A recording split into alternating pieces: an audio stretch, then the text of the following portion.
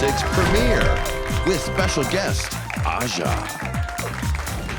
Today's show is going to be monumental. We have a queen who is very close to our hearts. She is smart, she is kind, and she looks like Linda Evangelista. She's a model. The unforgettable mother of the House of Aja, Miss Aja Qween is here with us today. Yeah! Oh my God. But before she catwalks her ass out here, and by the way, she brought the whole House of Aja with her, honey. Yeah!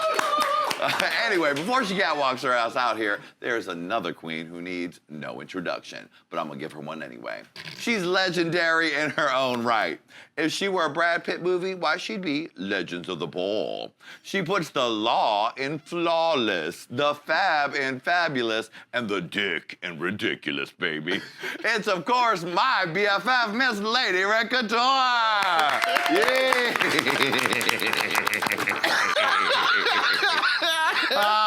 You are silly. Honey, how are you? Hey, Queen. Hey, Queen. How are you, sweetie?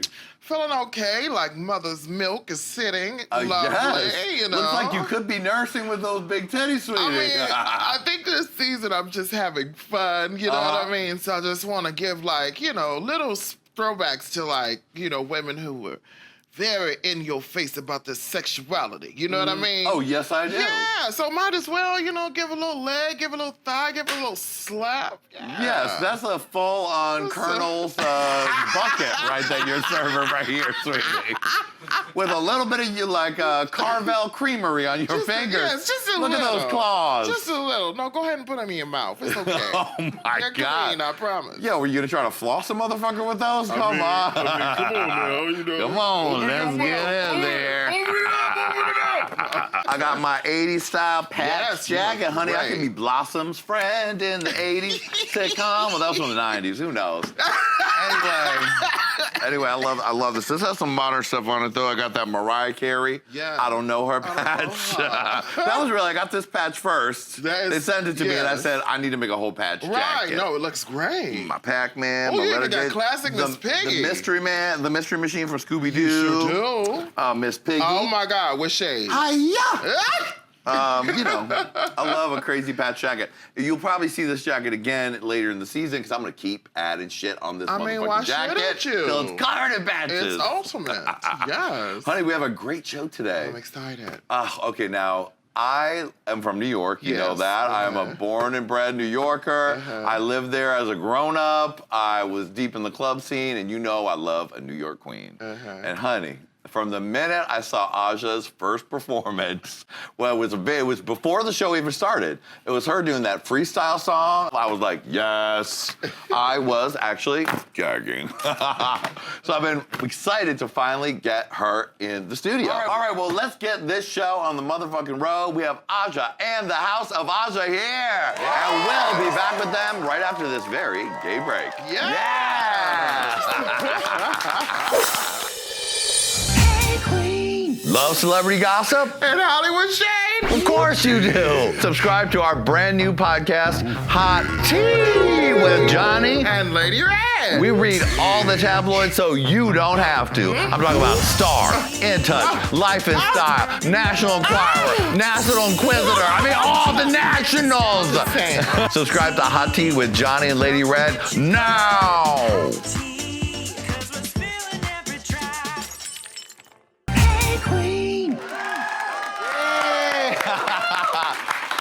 This New York City queen stormed onto season 9 of RuPaul's Drag Race with a volcano of disaster hair, red leather chaps, and a tongue that made her instantly iconic. But it is her performances and take no prisoners attitude that really gave her a place in my heart. I'm so excited to tell you that we've got Aja in the house. Yay! Hello, sweetie. Hey, sis, how are you? Hey, so, Ayo, sis, that's what I should say, right? Ayo, sis. If you're not sis. saying Ayo, sis, then you're not doing the right lingo. You're right about that. Now, I love that you say sis because that's something in my personal life, of like, for my real close friends, be like, sis, sissy. I feel like it's such a 90s thing. Like, you know, when you saw your good girlfriend, especially in the gay community in the 90s, you'd be like, sis, what's poppin'? Like, you know, I'm such a 90s kid at heart, even though I was born in the 90s. So I'm a little ahead of my my time. Yes. Ish. You're ahead of your time, but then you took a time machine back to the 90s. I mean, kind of. Yeah. Kind of. We'll say that. Okay, yeah. But there's something about that New York attitude of like, your friends, your queens. It's in the same vein as, Qween, how are you doing? It's like, sis. Oh, yeah, I just feel like it's a very homey thing, and it's like kind of introductory. Like you always like, when you say sis, it's warming to people. Yeah, exactly. Because people feel like family, and it's like, if you introduce yourself and you just be like, hey, sis. People are like, I'm your sis? Whoa. And, it's like, oh, let's create this bond. We're sisters, or, whatever you are. So, like, it works out for everyone. I think so. Ayo Sis, Lady Red, look who we got in the house here today. It is Aja, honey, giving me New York City glamour. Okay, all of that with all those rhinestones. Oh, yes, honey, you are glitter for days. I just love a little sparkle. If you have anything that's malfunctioning that nobody else may know about, the glitter will take it away. Yes, it will. Well, the big news the world is talking about, everyone in the world, the All-Stars 3 is happening, and you are in the cast waiting. Oh, very exciting. I literally still don't even know what happened. Yeah. I'm just like, one day I got a call, and next day I'm filming the same show I filmed a year ago. I know, like, that's the turnaround that people like Ginger Minj and some of those other queens who did, Katya, who did the quick one, they were like, it was fast. It's fast, but it's just like, if you have the mindset for it, you have the mindset for it at that time. Because Yeah. you could do well on your season, and then on another season, you're not in the zone, and vice versa. So I think that anybody who watches the show should definitely tune in for this season, because it's going to be a very interesting one. I mean, it's going to be kind of like the first 2 seasons. The first one was a complete shit show. We will never forget that one. No, we will not. Those partners, everyone loves partners. They don't love partners. And the second one, there was a lot of times where we were like, oh, Alaska's going to win. But there were some times where we were like, wait, this can go a lot of different ways. So I feel like this is going to be one of those seasons, kind of like, I don't know, a lot of them where you just don't know what could happen. Looking at the cast, it's just like there's no huge front runner. Like, it's really, really talented queens who all deserved another shot and who I just can't wait to see battle it out, honey. I definitely think it's one of those situations where there's a lot of people who are given an opportunity who are just like, wait, what? Yeah. And, a lot of us, I can't speak for anybody else but myself, but I was not expecting it. So I was just like, you know what? If it happens, it happens. If it doesn't, then, girl, I'm going to tour the world and live my life and do whatever I got to do, because I'm team talent. So That's for sure. But it happened, and I was just like, work. I just hung up the phone. I was like, work, dish. Like, I guess I'm going on vacation, y'all. Yes, you are. Gotta film that movie in Switzerland, sweetie. I don't know what you're talking about. I think it's really exciting because, I really loved you on your season. We didn't get to see enough of you. It's gotta be a lot, not gotta be a lot. We know it's a lot going into that situation. And you seem like in the time between your season and now, you've really come into your own more than ever. Is that right? I think that, yes. Also, like, I feel like in a way, between the time I auditioned for the show and I actually got on the show, I kind of feel like my drag kind of downgraded a little bit. And then when I went on the show, I was just going through a lot at home. Yeah. So going on the show was just like, it needed to happen for me to get out of the particular situations I was in. But at the same time, I don't feel like I was mentally, not mentally, but I wasn't emotionally ready for what would happen. Because sooner or later, like once I was on the bottom the first time, it really became less of, wow, I'm here and I have to win America's Next Drag Superstar, wow! And it became more of like, holy shit, I have to try not to go home. Because I need to make it as far as I can just to make sure that I can afford to like move out, that I can get on my own 2 feet and really do what I have to do. And with the grace of this smart-ass mouth, yes, sweetie. I somehow made it to that beloved, what was it, the 7th episode. And let me tell you, I don't know how it happened. I just said whatever. But, you know, people said I'm not a good actress, but I made everybody believe I was in the top 3 of season 9. So I think I deserve some credit, bitch. I mean, the thing is, it's really magical, and there's something just about the power of personality, power of a New York queen who can speak her mind, is that moment on Untucked when you said the iconic words. You want to tell them for me one last time? Honestly, I don't even remember the goddamn quote. Right. Those were some vodka words. Right. I literally got home and the first thing I did was tell my drag family. I was like, girl, I think people are gonna think I'm a bitch because I said something, but I just don't remember what I said. And they were like, what do you mean you don't remember? I was like, well, I had that cocktail and when you're there, it's between getting ready or eating. And for me, bitch, I was like, am I gonna eat today? Nope. I'm fasting. Fasting for drag. Drag is a religion now. That's and right. Fasting is the game. So I was like, let me do this. And then all I remember was being frustrated. And all I remember was saying something, but not remembering. So I'm not gonna lie. When the episode came out, I knew that something happened. And I was like, I know I say something that may piss people off. Right. And the Untucked comes out in Canada right after the show, but we had to wait till the next day. So, you know, I was over here looking for the pirated version on YouTube. Someone was like, mate, somebody had uploaded this, please. And I found it, and bitch, I was in that cab from my gig, King, and I was living, but everybody else was not having it. So I was over here, like, I guess as a New York queen, first and foremost, let me just say this. I don't give a fuck. I don't give a fuck who you are, where you come from. Bitch, if you have something to say it. Yes. Say it. And so I was just living for how much of a filter I did. Yes, you did not have any filter of that, honey. I kind of felt bad, but I knew I felt bad, and I had texted Valentina like months before the show had even came out. Right. And I said, hey girl, like, you know, I know we had a weird standoff on the show.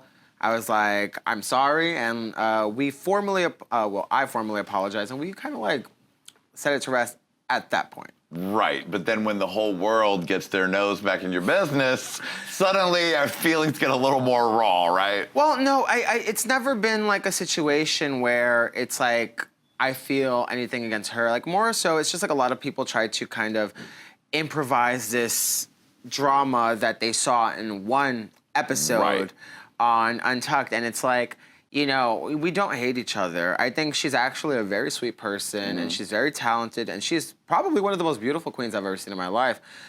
She's very grand, and that's very opposite of where I grew up and what I stand for. But one thing I've learned, especially going on Drag Race, is you just have to kind of learn to coexist with people who grew up in different settings. So I'm not mad at her. It's, you know, it's the people, it's the fans. They get a little crazy sometimes. And, honey, they get insane. You know, and then God forbid you speak your mind, you're a bitch. Oh, you know, you signed up for this. I'm like, no, ma'am, I didn't sign up to, you know, get thrown off of a building and then attacked and then beat up by squirrels and then, you know, get my body picked apart by raccoons who've been starving in the alleyway. I hate those starving raccoons, Aja. Starving raccoons! You know raccoons have thumbs? Oh, they got little tiny thumbs. I mean, that's besides the point. That was Better to eat your intestines with. I mean, but that's what they basically do. They eat you alive. And, you know, it was hard at first. I was like, damn. But then I kind of learned, at first I was like, I'm sad, wow, and then it became I'm not gonna say nothing. But then with the mystical, I guess like awakening and epiphany I had, I was watching Love and Hip Hop, and then I started following all these Love and Hip Hop girls, and watching their like Instagram lives, and I was like watching like Cardi B and Mariah Lynn, and bitch, when the fans give them shit, these bitches let them have it. Yeah. And I said, bitch, I don't want to be known as the drag queen. Bitch, I don't need to pretend to be poised and proper and this and that, because that's not me. I said, if I'm going to let you have it, then I'm going to let you have it. So, you know, I became one of those girls that occasionally claps back, because if you don't, especially with as hard as they go on me. Oh, they go hard. They're going to keep going. And I'm just like, let me let you know. Sit your little ass down, boy. You are 13 years old behind a computer. You can't even get into a club. You don't know me. You don't know what this is, and you don't know what this do. So it's like you don't know what these hands do either. So it's like, I ain't gonna hit nobody. Right. Unless you come up to the club, you get smart. Don't try it, little boy, because you will get it. Tell him, Aja. Bitch, you'll really have to go get some reconstructive smile surgery after that, and then your smile will really be beautiful. But Thank God I've never had anybody like violently approach me at a club. I've gotten death threats though. I've gotten. People are too pussy to really try to do anything to you in real life, but they all get and the narrative. We were talking about this earlier. This story that was a little bit of time between drag queens on a competition show on television.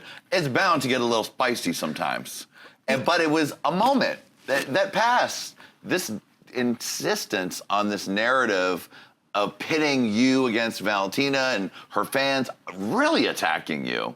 It's just crazy to me that it's still going on. It's kind of silly, but I've kind of grown to accept that it's always going to happen. Like, it's just like, people are always, the episode is going to come out a new day in some country around the world. And you're right. Somebody's going to discover it, like, in 2 years and be like, fuck you, Aja, you're an ugly bitch. Yeah. And I'm just going to be like... like, keep talking. I'll see you at your local club when they book me, sweetie. Well, I've also learned that once I clap back at these fans, soon enough, I'm not gonna even have the time to. And it's not that I have the time to already. It's just when you have that Wi-Fi on that plane and you need to like get through that 6-hour flight because I don't really have time to breathe. I'm booked. You certainly are. So it's, something to entertain me on that flight. Yes, it is. And you know what? You have the whole new chance, as of right now, to either piss off or turn them all into your drooling slave and servants and fans. Well, so it can all happen. I'll tell you this, I already made the vow to myself that after that reveal happened, that this whole, drama, whatever, of who smiled, I don't give a shit. Yeah. It's done to me and it's dead to me. And, I feel like if I continue to let the fans get to me at that point, I was just like, girl, eventually I'm really going to lose it. So I'm like, girl, let me take 2 steps forward and let them keep looking behind. Exactly. Well said, Aja. You'll always keep them gagging. We'll be back with more Aja right after this, baby.